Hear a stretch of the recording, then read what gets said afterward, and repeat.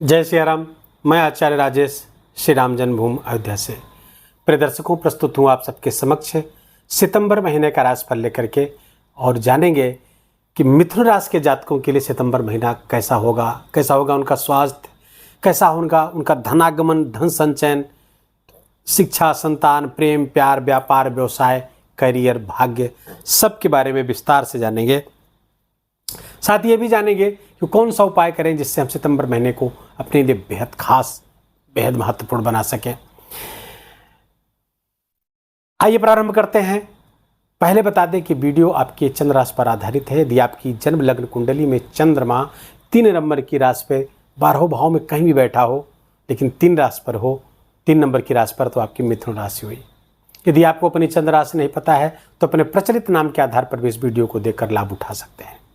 मिथुन राशि के जातकों के लिए आइए जाने बहुत संक्षेप में कि इस महीने ग्रहों की क्या स्थिति, क्या योग बने हुए हैं।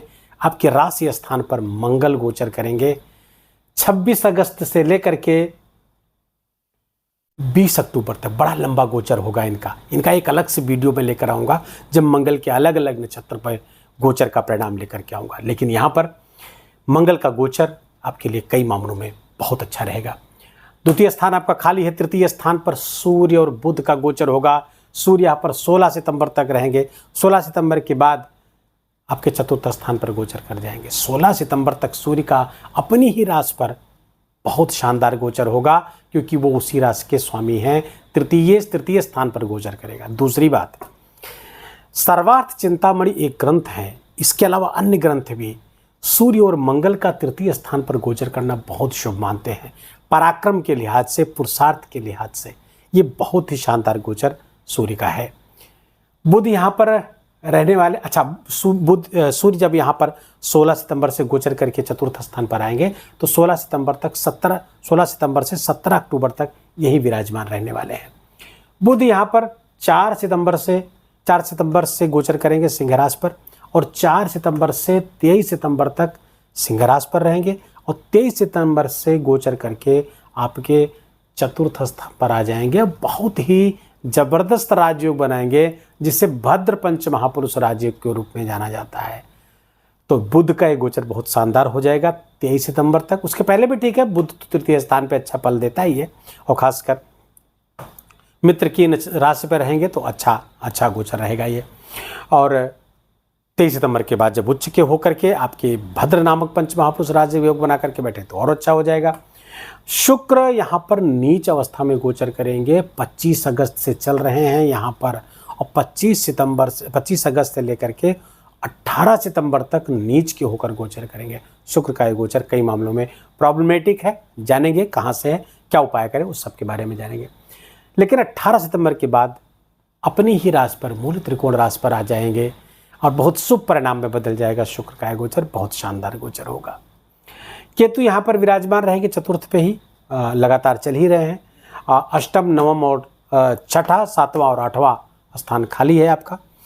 9वें स्थान पर भाग्य स्थान पर अपनी मूल त्रिकोण राशि कुंभ राशि पर गोचर कर रहे हैं शनिदेव।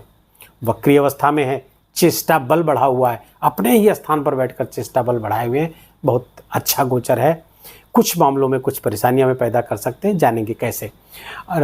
राहु आपके 10वें स्थान पर है। 10वें स्थान पर राहु कूटनीति के लिए तो अच्छा है। ऐसे लोग जो बहुत दंड फंद का काम करते हैं, इधर उधर का काम करते हैं, उचित अनुचित का विचार किए काम करते हैं, उनके लिए तो ये राहु थोड़ा सा बल उनको देगा। लेकिन अमूमन 10वें स्थान पर राहु का फल बहुत अच्छा नहीं माना जाता है। करियर आदि में थोड़ी सी समस्या पैदा कर सकते हैं। उसका भी उपाय है, मैं बताता हूँ कैसे क्या करेंगे आगे। एकादश स्थान खाली है। द्वादश स्थान पर देवगुरु बृहस्पति का गोचर हो रहा है, और वो मृगशिरा नक्षत्र पर गोचर कर रहे हैं। लगातार गोचर करेंगे, और ये 15 मई 2025 तक यहीं पर गोचर करने वाले हैं। मृगशिरा नक्षत्र पर है अगले 100 दिनों के लिए, 20 अगस्त से लेकर के 28 नवंबर तक। तो ये इसके बारे में भी चर्चा करते हैं। आइए देखते हैं ग्रहों की इस गोचर का रिजल्ट क्या मिलेगा, परिणाम क्या होगा। तो सबसे पहले स्वास्थ्य, क्योंकि स्वास्थ्य हमारा सबसे बड़ा धन है। स्वास्थ्य है तभी सब कुछ है, और स्वास्थ्य नहीं है तो सब कुछ होते हुए भी कुछ नहीं है। Health is wealth. तो आपके राशि के स्थान के स्वामी हुए बुध गोचर कहाँ कर रहे हैं? पराक्रम स्थान पे। कब तक? 23 सितंबर तक। उसके बाद भाद्र पंच महापुरुष राजयोग बना करके चतुर्थ गोचर करने लगेंगे। तो राशि के स्वामी का इतना शानदार गोचर स्वास्थ्य संबंधी समस्याएं नहीं आने देगा। लेकिन मंगल का राशि पर ही गोचर करना थोड़ा एग्रेशन आपका बढ़ाएगा। हाइपर टेंशन के शिकार आप हो सकते हैं यदि आपका चंद्रमा आपकी लग्न कुंडली में वीक है तो ये मंगल आपके लिए हाइपर टेंशन, उग्रता, क्रोध बढ़ा देगा, जिसके कारण आपका गृहस्थ जीवन प्रभावित होगा, स्वास्थ्य भी प्रभावित होगा, स्वयं का भी और जीवन साथी का भी स्वास्थ्य प्रभावित हो सकता है मंगल के इस गोचर से। उपाय जो बताया जाए बाद में, उस उपाय को जरूर करिएगा। दूसरे, यही मंगल आपके रोग स्थान के स्वामी भी हैं, अर्थात छठे के स्वामी भी हैं। छठे का स्वामी का लग्न में गोचर करना कुछ मामलों में तो बहुत अच्छा और कुछ मामलों में अच्छा नहीं माना जाता है। अब यहाँ पर जब छठे स्थान के स्वामी केंद्र में चले जाएंगे तो रोग ऋण सत्र को समाप्त भी करेंगे, लेकिन आपके लिए कुछ समस्याएं तो पैदा ही करेंगे। यहाँ का फल भी तो देना है उनको, तो केंद्र में जा करके थोड़ा सा समस्या पैदा करेंगे। उसका उपाय बताएंगे, उस उपाय को आप करिएगा। मंगल न केवल आपके छठे स्थान के स्वामी है बल्कि धनागमन के भी स्वामी है। ये बहुत शानदार गोचर धन की दृष्टि से होने वाला। आइए जानते हैं धनागमन की स्थिति कैसे रहने वाली है। लाभ के स्वामी हुए आपके मंगल, लाभेश मंगल हुए। सोर्स ऑफ इनकम के स्वामी मंगल हुए आपके। फुलफिल ऑफ डिजायर, इच्छाओं की पूर्ति के स्वामी हुए मंगल। और गोचर कहाँ कर रहे हैं? केंद्र में। अब केंद्र में गोचर करना मंगल का बहुत शुभ है। लक्ष्मी योग है, धनागमन बहुत जबरदस्त होता हुआ दिख रहा है। और खासकर 18 सितंबर के बाद जब शुक्र की भी दृष्टि पड़ेगी तो बहुत ही शानदार इस महीने धन की दृष्टि से बहुत ही जबरदस्त महीना आपका रहने वाला है। जबरदस्त महीना रहने वाला है, इसमें कहीं कोई दो राय नहीं है। धनागमन भारी मात्रा में हो सकता है। इच्छा पूर्ति होती हुई यहाँ से दिख रही है। आपकी कोई लंबे समय से जो इच्छा थी पूरी नहीं हो रही थी, उसके पूरी हो, खासकर धन से संबंधित। प्रमोशन आदि आपका रुका हुआ था, उसमें आपको जबरदस्त लाभ हो सकता है। कोई बड़ा प्रमोशन, कोई नई डील, कुछ बड़ा कुछ हो सकता है। धनागमन के अन्य मार्ग विकसित होते हुए दिख रहे हैं, लेकिन खर्चे भी बढ़ेंगे। और खर्चे, धनागमन तो इतना होगा कि आपको सोचना पड़े कहाँ कहाँ खर्च कर दें। इतना अच्छा धनागमन, लक्ष्मी योग जबरदस्त बना हुआ, आय स्थान का, लाभ स्थान का स्वामी केंद्र में विराजमान हो जाए, बड़ा अच्छा। और भी लग्न में तो अपने पराक्रम से, अपने पुरुषार्थ से आप जबरदस्त लाभ अर्जित करते हुए दिख रहे हैं। एक तो पराक्रम पुरुषार्थ का स्वामी का गोचर करना आपके राशि पर, दूसरे सूर्य का ही तृतीय स्थान पर ही गोचर करना, ये भी आपके पुरुषार्थ को बढ़ाएगा, पराक्रम को बढ़ाएगा, भाग्य को जागृत करेगा, पिता का सुख सहयोग प्राप्त होगा, जिसके कारण से धनागमन विशेष रूप से होता हुआ दिख रहा है। और धनागमन ही नहीं होगा, धन संचयन भी होता हुआ दिख रहा है, क्योंकि बुध जो इन्वेस्टमेंट के स्वामी है, जो आपके निवेश के स्वामी है, तो भूमि आदि में निवेश की संभावना बढ़ रही है आपकी। तो आपका जो धनागमन होगा वो निवेश में जाता हुआ दिख रहा है। खर्चे भी हैं, खर्चे भी होंगे, लेकिन वो थोड़ा नियंत्रित रहेंगे। थोड़ा डोनेशन अगर आप कर देंगे, कुछ जो नीडी लोग हैं, कुछ जो लोग दवा के लिए दवा कराना चाहते हैं, उनके पास पैसे नहीं, उन लोगों को कुछ दान कर देंगे आप, तो आपका खर्च होने से आपका जो अतिरिक्त व्यय होता है उस पर लगाम लग जाएगी। लेकिन इधर पिछले मई से आपका खर्चे बहुत बढ़े हुए हैं। आपका स्वास्थ्य भी डिस्टर्ब्ड है। मिथुन राशि के जातकों का तमाम तरीके की समस्याएं हो सकती हैं। टाइफाइड आदि की भी समस्या पिछले दिनों बनी हुई थी आपको। कुछ संक्रमण आंतों का हो सकता था। तो अगर जिनको हुआ हो वो ज़रा कमेंट में जा कर के बताएं कि हमको वहाँ समस्या हुई थी। लेकिन अब राहत मिलेगी, आपको बहुत राहत मिलेगी, क्योंकि रोहिणी नक्षत्र पर गुरु गोचर करते हुए अच्छा परिणाम देने में बहुत नहीं थे, अच्छे परिणाम नहीं दे पा रहे थे, लेकिन मृगशिरा नक्षत्र में अच्छे परिणाम देंगे। और मंगल भी आ गए हैं, तो रोग ऋण सब समाप्त होंगे, आपके ऋण भी समाप्त करने का समय है, अच्छा समय है। तो ये धनागमन, धन संचयन अच्छा है। शिक्षा संतान के लिए समय अच्छा चल रहा है। खासकर 18 सितंबर तक तो उतना अच्छा नहीं रहेगा, क्योंकि शिक्षा स्थान के स्वामी नीच के होकर रहेंगे केंद्र में, तो ये अच्छा परिणाम नहीं देंगे। केतु के साथ रहेंगे, सूर्य के भी साथ रहेंगे, तो ये अच्छा परिणाम नहीं देंगे। थोड़ा सा कैरेक्टर वगैरह का ध्यान रखना पड़ेगा। विपरीत लिंगी से बहुत सावधान होकर के बात करनी है। और ध्यान रखिए, मिथुन राशि के जातक धन के लेन देन में, पैसे के लेन देन में बहुत सावधानी बरतनी है। जो कुछ भी करें जो आपका व्यापार बिजनेस है, नौकरी पेशा कुछ भी हो, धन का लेन देन ऑन पेपर करें, एकदम ट्रांसपेरेंसी रखिए उसमें, नहीं तो आपको फंसाया जा सकता है, आपको फिर एलिगेशन लगाया जा सकता है। इस बात के पूरे चांस हैं कि आपको डिफेम करने का प्रयास इस बीच किया जाए, आपका अपयश होने की संभावना बनी हुई है। इसलिए मिथुन राशि के जातकों के सलाह इस पूरे सितंबर महीने में आपको बहुत ही अलर्ट रहने की आवश्यकता है दो चीज़ों से। एक तो अपने विपरीत लिंग से, अर्थात अपोजिट सेक्स से, लड़का है तो लड़की से, लड़की है तो लड़के से बातचीत में, उनके साथ संबंध में बहुत सावधान रहना। दूसरे, धन के लेन देन से बहुत सावधान रहने की ज़रूरत है। बाकी 18 सितंबर के बाद जब शुक्र यहाँ पर आ जाएंगे तो आपके लिए बहुत अच्छे परिणाम लेकर के आएंगे, विद्यार्थियों के लिए अच्छे परिणाम लेकर के आए हैं। और प्रेम जीवन के लिए बहुत अच्छा समय ये होगा। जो लोग प्रेम जीवन में हैं, प्रेमी युगल हैं, लव रिलेशनशिप में हैं, 18 सितंबर के बाद उनका समय अच्छा आ जाएगा। लेकिन 18 सितंबर के पहले उनका संबंध अच्छा नहीं रहेगा, संबंध टूटने का कगार पर होगा। उसका थोड़ा सा ध्यान रखने की आपको आवश्यकता होगी। दूसरे, गृहस्थ जीवन के पर मंगल की दृष्टि पड़ रही है, लगातार पड़ेगी, तो थोड़ा सा गृहस्थ जीवन में मंगल चूँकि जीवन साथी के स्वास्थ्य में भी समस्या कर सकते हैं, उनके साथ संबंध में भी समस्या लाते हुए दिख रहे हैं। तो यहाँ पर थोड़ा सा अलर्ट मोड में आपको रहना है। लड़ाई झगड़ा आपस वाद विवाद ना होने पाए, क्रोध आप में बढ़ सकता है, एग्रेशन आपका बढ़ सकता है, इसलिए थोड़ा सा सावधानी बरतने की आवश्यकता आप पर आपको होगी। दूसरे, यहाँ पर पार्टनर बिजनेस में, अगर आप बिजनेस करते हो, पार्टनरशिप में बिजनेस करते हैं, तो वहाँ भी थोड़ा सा पार्टनर का भी बात का आपको ध्यान देना होगा, पार्टनर की भी बात को समझना होगा। कहीं हो सकता है उसका ही पॉइंट ऑफ व्यू सही हो, अपने क्रोध में, अपने अहंकार में कहीं चीज़ें गड़बड़ न होने पाए, इस बात का विशेष ध्यान रखिए। क्योंकि मंगल की दृष्टि आपके क्रोध, आपके हावी होने की प्रवृत्ति बढ़ सकती है, जिसके कारण से पार्टनरशिप में विवाद पैदा हो जाए। इतना ध्यान रखने की आवश्यकता है। व्यापार व्यवसाय में उतना अच्छा परिणाम आता हुआ नहीं दिख रहा है इस महीने। अगर व्यापार व्यवसाय में है तो थोड़ा सा अलर्ट रहने की आवश्यकता है। ऐसे लोग अगर जुड़ते हैं, अपने आप को विदेश व्यापार से जोड़ ले जाते हैं, या लोग जो विदेश से जुड़ करके व्यापार व्यवसाय करते हैं, तो उनके लिए तो बहुत अच्छा होने वाला है। और 20 अगस्त से लेकर के अगले 100 दिन तक आपके लिए, 28 नवंबर तक के लिए बहुत अच्छा है। खूब प्रयास करिए विदेश से जुड़ने का, विदेश से एक्सपोर्ट इंपोर्ट का कोई व्यापार व्यवसाय है, आप जॉब करते हैं, सर्विस का, उन सब के लिए, जो भी विदेश से जुड़े हुए हैं, उनके लिए बहुत श्रेष्ठ परिणाम आएगा 20 अगस्त के बाद से, अर्थात लगातार 100 दिन तक, आगे 28 नवंबर तक बहुत शानदार परिणाम।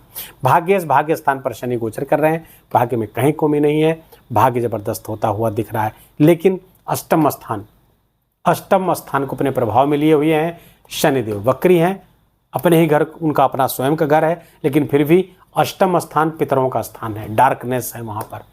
तो जब शनि वहाँ आएंगे तो पितरों से संबंधित कोई ऋण है तो उसको चुकाना होगा। पितृपक्ष भी आ रहा है, अभी मैं बताता हूँ कब से कब तक है।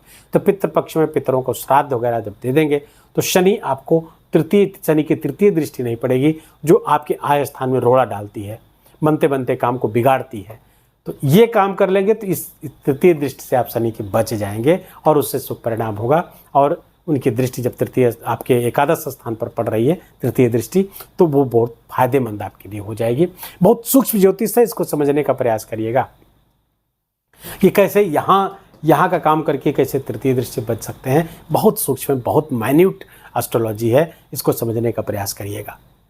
शनि के गोचर के बारे में भी हमने अलग से जो वीडियो बनाया था उस पर इस पर विस्तार से चर्चा की है, ना देखा हो तो जा करके आप उसको देख सकते हैं। राहु दशम मैंने पहले बताया, बहुत अच्छा। हालांकि एक कहावत है, राहु जिसके 10 में दुनिया उसके बस में, ऐसा प्राय देखने को नहीं मिलता। लोकोक्ति ये हो सकती है लेकिन ऐसा आप देखने में नहीं मिलता। ये राहु कार्य क्षेत्र में अड़चने पैदा करता है। ये राहु कार्य क्षेत्र में लड़ाई झगड़े, कूटनीति आपस में, ऑफिस में है, कार्य क्षेत्र में है, वहाँ पर षड्यंत्र करवाता है। षड्यंत्र के शिकार भी आप हो सकते हैं, इसलिए वहाँ पर थोड़ा सा अलर्ट रहने की आवश्यकता है। अच्छा, ये लगभग सारी चीज़ें हमने आपकी टच कर ली हैं, सब कुछ के बारे में चर्चा हो चुकी है। उपाय आ रहा है, उपाय क्या करें? उपाय तो सबसे पहले तो राहु का जो अपने उपाय मैंने बताया है वो उपाय आप करिए। राहु का उपाय सर्वोत्तम उपाय है। वाराह भगवान की फ़ोटो अपने पास हमेशा रखिए, वाराह भगवान की कथाएँ सुन लिया करिए, मोबाइल पे खोल करके पढ़ लिया करिए दिन में एक बार। 1 मिनट भी नहीं लगेगा आपको, 1 मिनट भी नहीं लगे, आप कथा पढ़ लीजिए, बहुत अच्छा परिणाम होगा। या 12 भगवान की फ़ोटो स्क्रीन सेवर पे आप लगा सकते हैं, नित्य दर्शन होता रहेगा। जब जब मोबाइल देखेंगे उनका दर्शन होता रहेगा, उनकी याद आती रहेगी। ये भी राहु की बहुत अच्छी रेमेडी है।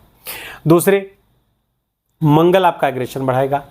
फलता आपको हनुमान मंदिर जरूर जाना चाहिए, हनुमान चालीसा का लगातार पाठ करते चलना चाहिए, ताकि मंगल का जो कि आपके इनकम के स्वामी हैं तो उनका शुभ ही परिणाम प्राप्त हो। नकारात्मक परिणाम के रूप में जो आपके जीवन साथी और मंगल की चौथी दृष्टि आपके चतुर्थ स्थान पर पड़ रही है, माता के स्वास्थ्य को प्रभावित करते हुए दिख रहे हैं। जमीन जायदाद के मामलों में कुछ समस्या पैदा कर सकते हैं और 8वीं दृष्टि दुर्घटना भी करा सकते हैं। तो लग्न पर बैठकर तो उस मंगल की जो तो कुछ दृष्टियां हैं, 3 दृष्टियां हैं, वो आपको लिए नकारात्मक ना हो, इसके लिए हनुमान चालीसा का निरंतर पाठ करते रहें। गाड़ी वगैरह बहुत सावधानी से आप चलाइएगा। दूसरे, गुरु की दृष्टि पड़ रही है आपके अष्टम स्थान पर, तो दुर्घटना आदि से बचाने का प्रयास करेंगे। देवगुरु आपको प्रोटेक्ट भी करेंगे, लेकिन मंगल की दृष्टि पड़ रही है तो उस पर बहुत ज़्यादा आपको रिस्क लेने की ज़रूरत नहीं है, क्योंकि इस समय बहुत आवेग रहता है, रिस्क टेकर हो जाते हैं, साहस बढ़ जाता है, तो उस पर थोड़ा कंट्रोल करने की आवश्यकता है गाड़ी चलाते समय। मंगल राहु और कोई उपाय की आवश्यकता आपको करने की नहीं है। हाँ, शुक्र यहाँ पर नीच के होंगे, एक उपाय आप जरूर करिएगा, गुलाब जल डाल करके पानी में जरूर नहाइएगा। रोज गुलाब जल ना हो तो कच्चा दूध मिला करके पानी में जरूर नहाइए, रोज नहाइए। इससे आपको बहुत अच्छे परिणाम होंगे। हो सके तो दही शुक्रवार को भगवान शिव को समर्पित करें, उसमें पहले शक्कर मिला लें, शक्कर मिला करके उनको समर्पित करेंगे। सफ़ेद पुष्प अर्पित करें हर सोमवार, बहुत अच्छे परिणाम शुक्र के आपको प्राप्त होंगे।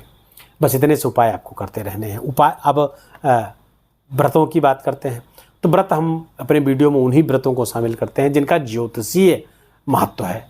एकादशी व्रत का बड़ा ज्योतिषीय महत्व है। आपका चंद्रमा, आपका राहु, आपका शनि, सब एकादशी व्रत से कंट्रोल्ड होते हैं। तो एकादशी व्रत जो लोग करते हैं उनकी तिथियाँ नोट कर लीजिए।